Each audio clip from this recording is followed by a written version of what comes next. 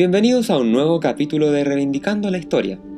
Hace tiempo que no hacíamos un episodio de biografías y la que les traigo en esta semana es de un nivel extraordinario. Se trata nada menos que de la vida y obra de un profesor absolutamente fuera de serie que falleció en el año 1994.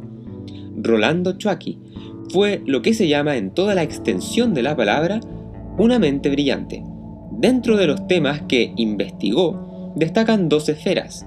Por un lado, la matemática, en donde hizo importantes contribuciones sobre teoría de conjuntos, de modelos, de probabilidad y de álgebra unificada. Por otro lado, su faceta humanista, particularmente filosófica, en donde sus principales intereses estaban, era que no, en la lógica, en la filosofía de la ciencia, en la filosofía de la mente y por supuesto que también en la metafísica y la teología. Una de las principales cosas por las que se le destaca hasta el día de hoy fue su capacidad para crear escuela interdisciplinaria, precisamente en relación a todas estas materias. Sin embargo, y aquí viene una cosa notable, al salir del colegio no entró a estudiar ninguna de estas carreras por las cuales se le terminó reconociendo, sino que lo hizo en medicina.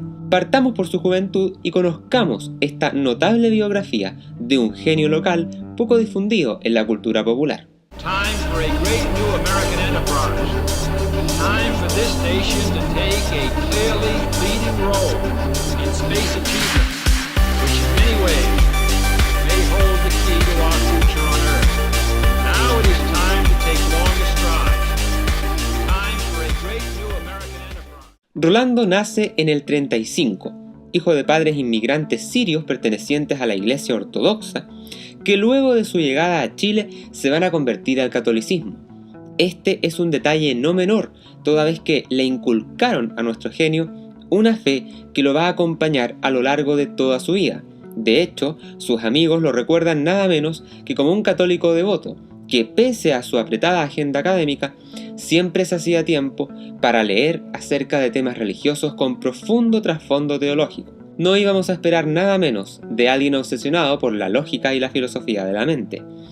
Chucky va a estudiar en el Instituto Nacional a mediados del siglo XX, en donde sobresalió como uno de los mejores estudiantes con una tremenda capacidad de abstracción, además de ser un excelente alumno de piano. Tan bueno era que su profesor confesó que tocaba mejor que muchos de los alumnos que ya estaban dentro de la carrera de intérprete profesional. Sin embargo, después de 8 años de práctica en las teclas, bajo los influjos por supuesto muy frecuentes de Bach y de Mozart, va a abandonar su beta musical. Tampoco todo era color de rosa, podríamos decir que era el típico cerebrito de las películas, notable en lo intelectual y absolutamente torpe en lo físico, incluyendo en temas de motricidad fina, que lo hacía un desastre en clases de dibujo. Por eso es que llamó tanto la atención que al momento de escoger una carrera haya optado por medicina en la Universidad de Chile, siendo inevitable preguntarse qué haría cuando tuviese que enfrentarse a clases de disecciones de anatomía o al estudio de técnicas quirúrgicas. Este es un detalle no menor para aquellos estudiantes que todavía no entran a estudiar a la universidad y que siguen este proyecto educativo. Procuren, si les interesa la medicina, cultivar las artes plásticas. Un pequeño detalle que sigue siendo relevante tanto en los tiempos de Chucky como en los actuales, porque por mucho que avance la inteligencia artificial, nada reemplaza, al menos por ahora, unas buenas manos de cirujano. Según el propio Rolando, se habría decidido por medicina porque en el Chile de ese entonces la oferta universitaria era bastante reducida y medicina era por lejos la mejor y más exigente de las carreras en lo que toca a ciencias. Pero además tenía intenciones de dedicarse a la matemática estudiando en paralelo la carrera de física. Lamentablemente sus planes se vieron truncados debido a que la exigencia horaria en medicina hacía imposible que asistiera a física. Tendría que haber sido como una especie de Hermione Granger con un giratiempo para poder asistir a clases simultáneamente, o como el Padre Pío y sus poderes de bilocación. Lamentablemente Chucky no tenía ni un giroscopio ni poderes preternaturales, así que se tuvo que contentar con seguir solamente en medicina.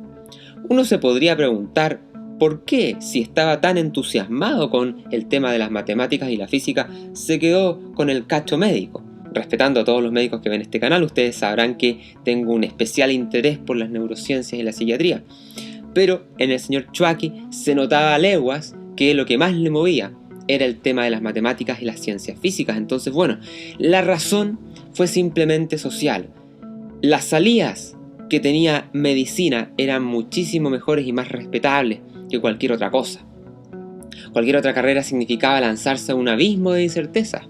Entonces Chucky se terminó titulando de médico en 1960 y a pesar de su desencanto lo hizo dentro de los 10 mejores de su generación.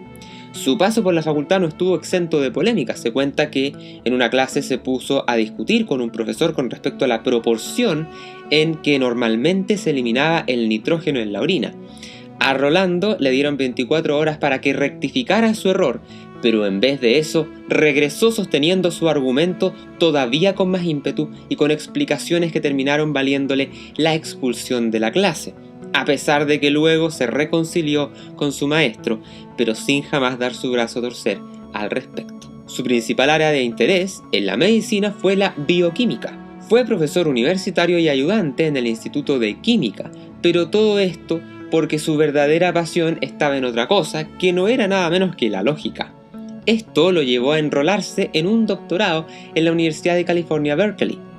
Pero antes de que veamos eso, ¿qué es lo que impulsó a dar a Chucky este salto tan extraño de la medicina a la lógica pura?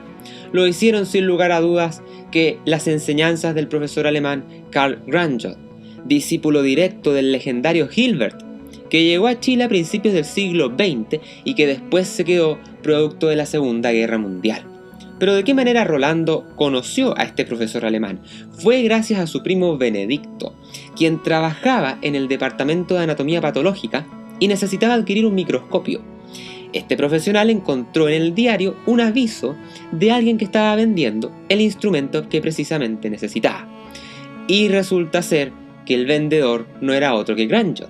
Entonces Benedicto se reúne con él para concretar la compraventa, pero además Grandjot se va a ofrecer, luego de la interesante conversación que sostuvieron, se va a ofrecer a hacerle tanto a Benedicto como a Rolando Chucky, su primo, clases gratuitas de fundamentos de matemática. Atendido a que ambos estaban bastante interesados en la forma en que la matemática se podía utilizar sobre todo para la medicina, más allá del área puramente teórica.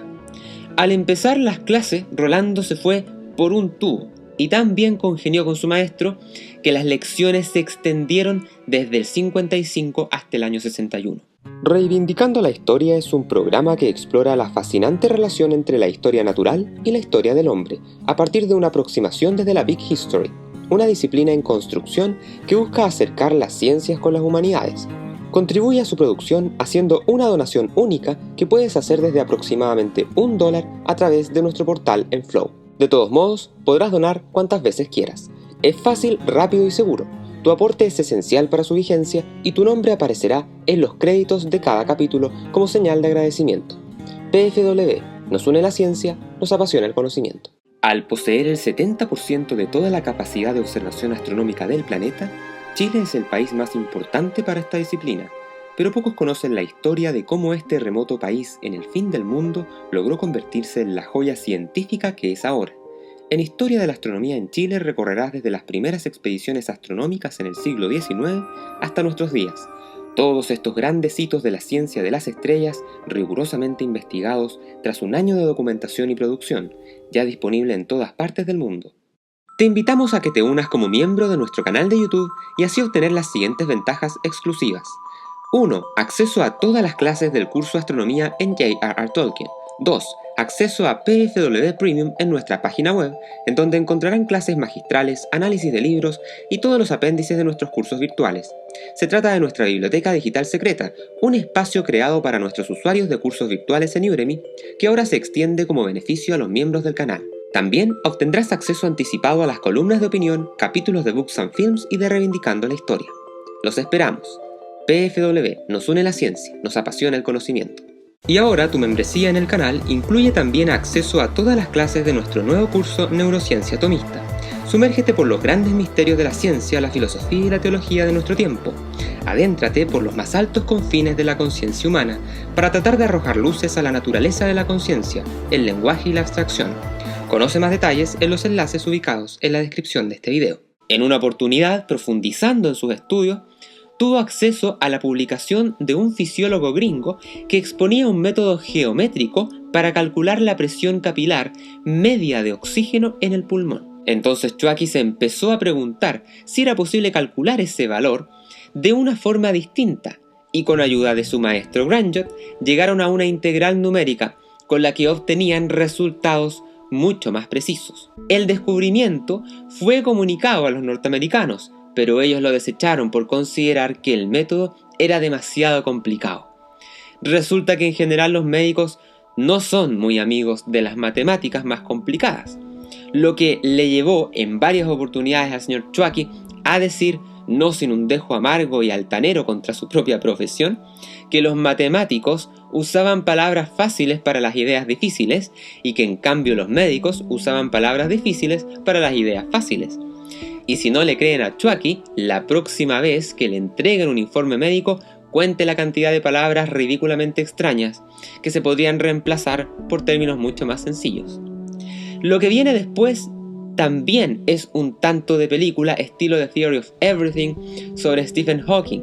Pasa que Chouaki hizo el doctorado en la UC Berkeley, como hemos mencionado, y en un evento social va a conectar con Kathleen Henderson, una joven pianista y cantante lírica que realizaba un curso de verano en la Universidad de California. Ella era hija de bibliotecarios y prontamente se casaron, permaneciendo juntos hasta el final de sus días. En Berkeley, Chouaki se va a entrenar en materias de lógica y matemática, llevado hasta la máxima expresión. Incluso tuvo clases con profesores a quienes había leído y estudiado concienzudamente durante todos esos años que había recibido clases particulares. Pero no contento con su background matemático, también se va a inscribir y tomar clases de humanidades, especialmente en filosofía de la ciencia y en epistemología, donde algunos de los profesores que le hicieron clases fueron nombres que hasta el día de hoy siguen en la cúspide del conocimiento mundial, tales como Thomas Nagel, William Craig y hasta el legendario Karl Popper. Tras volver a Chile con esposa y todo, estuvo un tiempo trabajando en su alma mater, la Universidad de Chile. Luego, otro año nuevamente en Estados Unidos y después nuevamente en su país. Sin embargo, debido a graves ajetreos políticos en la Universidad de Chile, va a terminar emigrando a la UC en 1969, donde fue investido como decano del área de ciencias exactas constituidas por los institutos de física, química y matemática. El contexto histórico de la matemática nacional por ese entonces era bastante lastimero. No se contaba con programas de posgrado, muchos profesores universitarios eran simplemente pedagogos o ingenieros, y a lo más es posible contar una anécdota histórica de los años 60, conocida como el periodo bohemio de la matemática chilena, donde los matemáticos se reunían con artistas y filósofos a discutir temas interdisciplinarios en los cafés del centro, pero de manera completamente personal y extrainstitucional. Pero el futuro de Chouaki le deparaba todavía cosas más asombrosas. Obtuvo una beca en el Instituto de Estudios Avanzados de Princeton, en donde desarrolló una investigación bajo la dirección nada menos que de Kurt Gödel, gran amigo de Albert Einstein y una de las mentes más brillantes del siglo XX. Y Gödel, al igual que Chouaki, era un cristiano confeso, ambos profundamente obsesionados con la existencia de Dios. Una cosa notable de Chouaki es que se trataba de una persona absolutamente reservada en lo que a política se refiere y nunca militó en ningún partido, manteniéndose alejado de todos esos venenos. Y así como los proyectos astronómicos extranjeros en el norte de Chile siguieron funcionando con la llegada del gobierno militar, Chouaki también se quedó trabajando en la Universidad Católica sin mayores complicaciones. Era contrario a Allende y le parecía extraño el pretendido carácter científico de la teoría marxista, pero también tuvo reticencias con el gobierno militar, en especial con los excesos. Sin embargo, nunca realizó ningún escándalo y lo único que le importaba era el progreso científico. Incluso abogó por la contratación de profesores con independencia de su posición política, incluso algunos marcadamente izquierdistas, razón por la que tuvo que engatusar al rector designado del momento, para que le permitiera hacer clases en la Universidad Católica a uno de estos personajes. El hecho de que abogara porque hicieran clases personas abiertamente izquierdistas en pleno gobierno militar le valió estar además en la mira de los organismos de inteligencia. Pero como era una persona pacífica y se notaba que claramente era una persona parsimoniosa que en realidad no se metía en asuntos políticos, no pasó nada a mayores. Otra de las facetas sumamente interesantes de Chucky tiene que ver con sus incursiones en la filosofía y la religión.